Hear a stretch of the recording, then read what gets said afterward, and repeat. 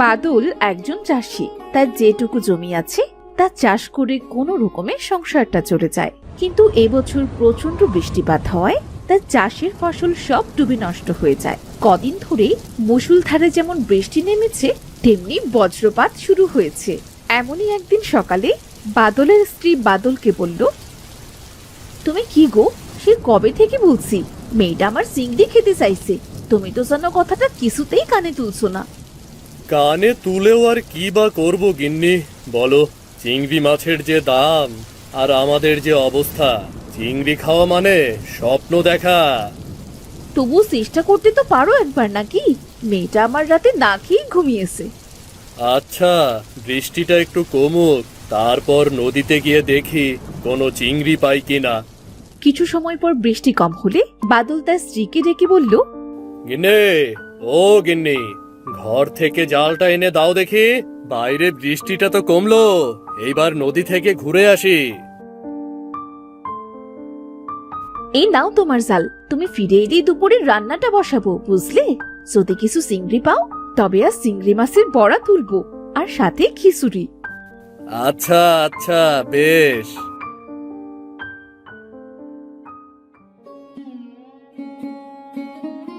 জালটা বেশি ভালো না।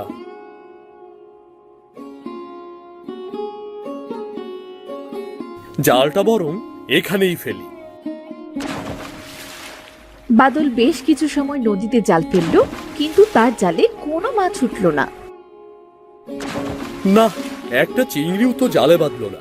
বাড়িতে গিয়ে মেয়েটাকে এবার কি বলবো? এই শেষ আরেকবার জালটা ফেলে দেখি তো। না, এবারও একটা মাছও জালে আসলো না। সেই সকাল থেকে জালটা টানছি। হায় সৃষ্টিকর্তা, তুমি তো একটা চিংড়ি অন্তত মেয়েটার জন্য জালে দিতে পারতে।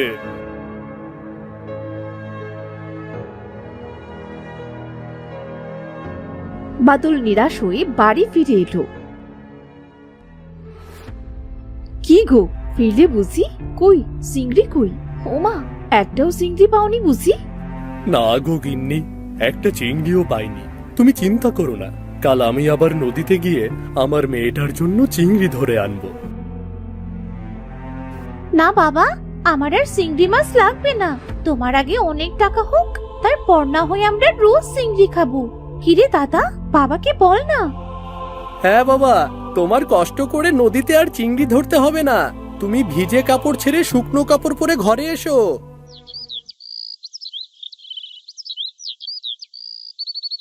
পরদিন মায়া তার ভাই রাজুকে গিয়ে বলল, কিরে দাদা, বই পড়ছিস বুঝি? হ্যাঁ রে বোন, আয় বস এখানে। দাদা জানিস, আমার না আজ আবারও চিংড়ি খেতে খুব ইচ্ছে হচ্ছে।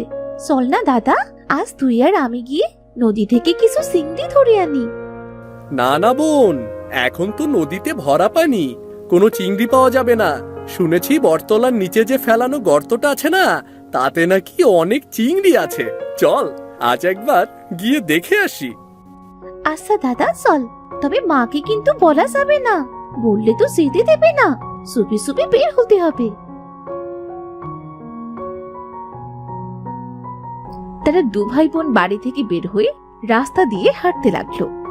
এই দাদা, যদি অনেকগুলো চিংড়ি মাছ পাই তবে চিংড়ির বড়া, চিংড়ির শুটকি, চিংড়ির মালাইকারি আর চিংড়ি ভাজা দিয়ে এই মেঘলা দিনে মাকে বলবো খিচুড়ি রান্না করতে। আচ্ছা বেশ, আগে চিংড়িগুলো পেয়ে তো নেই, তারপরে না হয় ওই পদের কথা ভাববো, বুঝলি? ওই দেখ দাদা, সেই জায়গায় চলে এসেছি আমরা। এবার জালটা জলদি করে ফেল, দেখি কতগুলো চিংড়ি ওঠে। রাজু গর্তটিতে জাল ফেলে টানতে লাগলো। এদিকে আকাশ মেঘলা হয়ে চারপাশে ঝড় বইতে শুরু করলো। এই দাদা, তাড়াতাড়ি জাল টান, দেখ ঝড় বইছে, এখনই বৃষ্টি শুরু হবে। আরে, জালটা তো আসছে না, মনে হচ্ছে কোনো কিছুতে আটকে পড়েছে। এবার কি হবে দাদা? দেখ বৃষ্টি নামা শুরু করলো যে। এই তো জালটা ছাড়ানো গেছে, তাড়াতাড়ি চল বোন, ওই বট গাছের নিচে গিয়ে দাঁড়াই।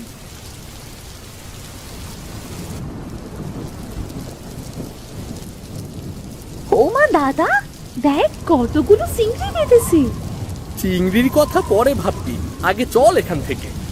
এই দাদা, আমার না খুব ভয় করছে রে। এবার বাড়ি ফিরবো কি করে? চারপাশে অন্ধকার হয়ে এলো। এমনি শুনেছি বটগাছে নাকি উনারা থাকে। যদি সত্যি সত্যি এবার নেমে আসে। ওনারা মানে ভূতের কথা বলছিস নাকি? হ্যাঁ দাদা, ওদের নাম নিস না। শুনেছি নাম নিলে নাকি ওনারা সামনাসামনি চলে আসে। আরে ধুর পাগলি, কে বলেছে তোকে এসব কথা? আমাদের কিচ্ছু হবে না। এই তোরা কারা রে? এই ঝড় বৃষ্টির মধ্যে গাছতলায় কি করিস? তোদের কি মৃত্যুর ভয় নেই নাকি রে? দেখ দাদা, ভূত! এবার কি হবে দাদা? আমরা একটা দৌড় দিই। না না, ভূত তো আমাদের থেকেও বেশি দৌড়তে পারে। এবার আমাদের ঘাড় মটকাবে। এই তুই থাম তো, এত ভয় পেতে নেই। কে তুমি? সামনে এসো। আসলে আমরা মাছ ধরতে এসে বৃষ্টিতে আটকে পড়েছি। ও বুঝলাম। তবে তোরা কি আমায় একটু সাহায্য করতে পারবি? তুমি আগে সামনে এসো তো, তারপরেই না হয় সাহায্যের কথা ভাববো। তোরা আমায় চিনবি না। ওই দূরে দেখছিস না, ওটাই আমার বাড়ি। আসলে এই ঝড় বৃষ্টিতে আমার ঘরটা ভেঙে পড়েছে। একটা মানুষ খুঁজছি ঘরটা ঠিক করাবার জন্যে, কিন্তু কাউকেই সে খুঁজে পাচ্ছি না। ওমা, ঠাকুমা তুমি? আমি তো খুব ভয় পেয়ে গিয়েছিলাম। তা এত ভয় পাওয়ার কি আছে? তোরা কি একটু যাবি আমার বাড়িতে? যদি একটু সাহায্য করতি তবে সে খুব উপকার হতো। আচ্ছা চলো ঠাকুমা, তোমার ঘরটা ঠিক করে তবেই বাড়ি ফিরবো। আচ্ছা ঠিক আছে, তাহলে আয় আমার পিছু পিছু। দাদা, এই বুড়িটাকে আমার সুবিধের মনে হচ্ছে না। যদি ডেকে নিয়ে আমাদের সব মাছ খেয়ে ঘাড় মটকে দেয়, তখন কি হবে রে? আরে না, কিচ্ছু হবে না, চুপচাপ হেঁটে চল। তাছাড়া বৃষ্টিতে এভাবে ভেজার চেয়ে বুড়ির সাথে যাওয়াই ঠিক, বুঝেছিস? এই দেখ, এইটাই আমার বাড়ি। ওই চাল ফুটো হয়ে ঘরের ভেতর পানি পড়ে। শান্তিতে একটু ঘরেও থাকতে পারি না। চালের উপরে উঠে চালটা একটু ঠিক করে দিবি? হ্যাঁ ঠাকুমা, দাঁড়াও, আমি এক্ষুনি তোমার ঘরের চাল ঠিক করে দিচ্ছি। ঠাকুমা, এবার দেখো তো তোমার ঘরে জল পড়ে কিনা। একদম ঠিক আছে, আর কোনো পানি পড়ছে না। এবার নেমে আয় রে, খুব বড় উপকার করলি বাসা। আয় ঘরে আয়। দাদা, বৃষ্টি তো এখনো থামছে না। বাইরে খুব বৃষ্টি আর বজ্রপাতও হচ্ছে। এবার কি করে বাড়ি ফিরবো? এই ঝড় বৃষ্টির ভেতরে বাড়ি যাবে কিভাবে? বৃষ্টি থামলে তবেই বাড়ি ফিরিস। তোদের দুজনার মতো আমারও নাতি নাতনি আছে। ওরা তো আমার কাছে থাকে না, অনেক দূরে থাকে। তবে ওরা মাঝে মাঝে বেড়াতে আসে। ও বুঝলাম এবার। আচ্ছা ঠাকুমা, তুমি কি বাড়িতে একাই থাকো নাকি? একা নয় তো আমার সাথে কে থাকবে শুনি? আপন বলতে যে আমার কেউ নেই। তোমার একা থাকতে ভয় করে না? ভয়? ভয় আবার কিসে? আমার ওসব ভয় টয় করে না। সারাদিন ধরে তোদের সাথে জমিয়ে গল্প করবো ক্ষণ। ঠাকুমা, জালটা তবে এখানে রাখলাম গো। যা রেখে যা, আর আমিও আমার হাতের কাজটা সেরে নিই।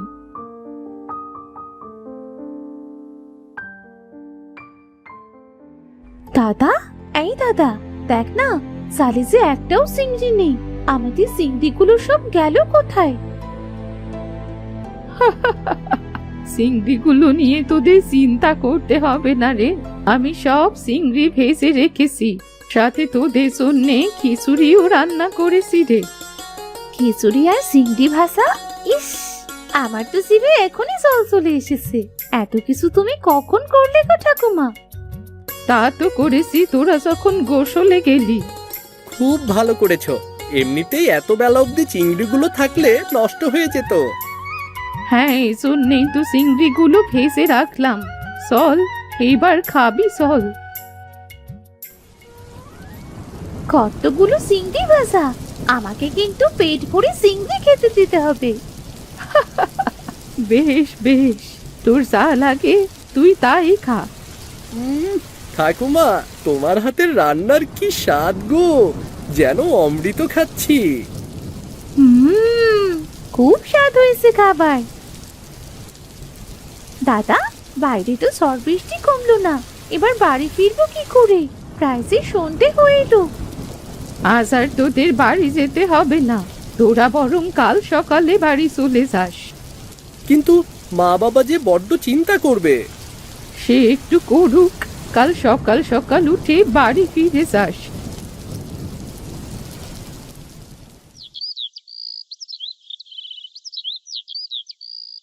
পরদিন সকালে মায়া ও রাজু ঘুম থেকে উঠে বাইরে বেরিয়ে এলো। তোদের ঘুম ভাঙলো বুঝি? হ্যাঁ ঠাকুমা, আজ আমরা আসি গো, অন্যদিন আবার দেখা হবে। জানি না বাড়িতে মা বাবা কি করছে। অন্যদিন আবার কোথায় পাবি আমায়?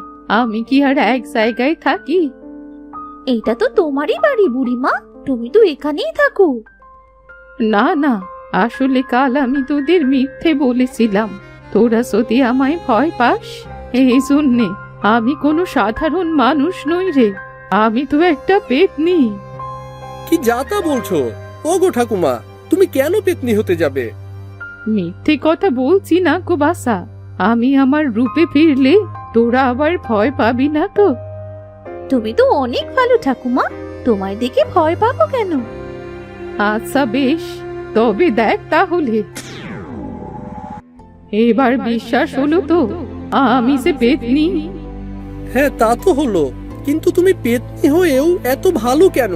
আর আমাদের এ বাড়িতেই বা কেন নিয়ে এলে?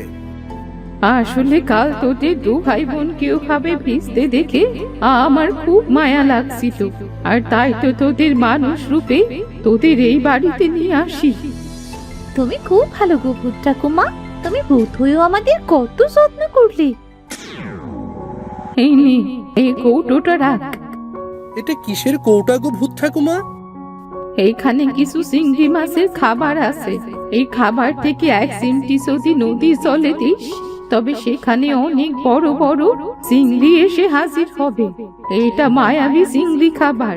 সেই চিংড়ি বিক্রি করলে দেখবি তোদের সংসারটাও দিব্যি ভালোভাবে চলে যাবে।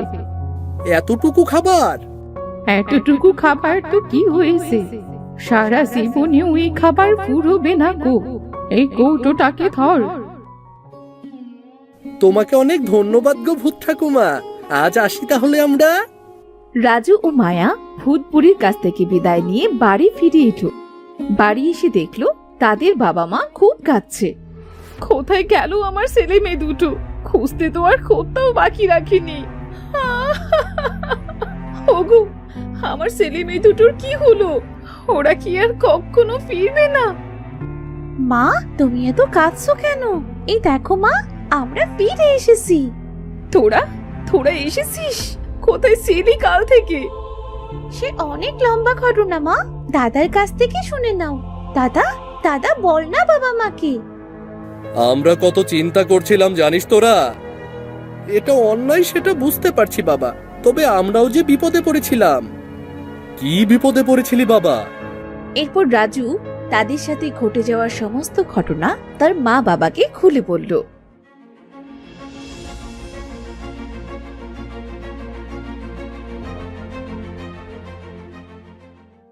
ইস, যদি তোদের কিছু হয়েছে তো তাহলে কি করতাম আমরা? কিছু হয়নি তো মা। বাবা, চলো না বাবা, নদীতে এই খাবারগুলো দিয়ে দেখি কতগুলো চিংড়ি আসে। হ্যাঁ চল, যদি দুটো চিংড়ি পাওয়া যায় তবে বিক্রি করে কিছু প্রয়োজনীয় জিনিস কিনতে পারবো। চল না। আমাকেও তোমাদের সাথে নিয়ে চলো, অমন দৃশ্য দেখার সে তর সহ্য হচ্ছে না। তারা সবাই মিলে নদীর ধারে গেল। রাজু সেই কৌটো থেকে এক চিমটি খাবার নদীর জলে দিতেই সেখানে চিংড়ি মাছে কিলবিল করতে লাগলো। হ্যাঁ তো চিংড়ি, মা গো মা, এ যেন মনে হচ্ছে নদীর সব চিংড়ি এখানে এসে হাজির হয়েছে। এরপর বাদল ও রাজু একে একে সব চিংড়ি ধরে বাড়ি নিয়ে এলো। বাবা গো বাবা, এত বড় চিংড়ি, এত বড় চিংড়ি তো আমি কখনো দেখিনি। মা শোনো, আজ কিন্তু এই চিংড়ি ভর্তা, চিংড়ি ভাজি, চিংড়ির মালাইকারি করবে। আমি এখন থেকে রোজ চিংড়ি খাবো মা। খাদুক একটা। আচ্ছা শোন, আজকের চিংড়ি সব তোর, তুই যত খেতে পারিস। তুই খেয়ে থাকলে তবেই হাটে নিয়ে যাব, বুঝলি? কি মজা, কি মজা! মায়া খাবে সবগুলো চিংড়ি ভাজা।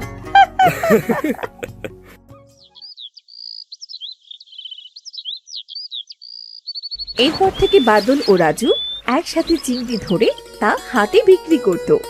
দেখতে দেখতে তাদের সমস্ত অভাব দূর হয়ে গেল এবং তারা সবাই সুখে শান্তিতে বসবাস করতে লাগলো।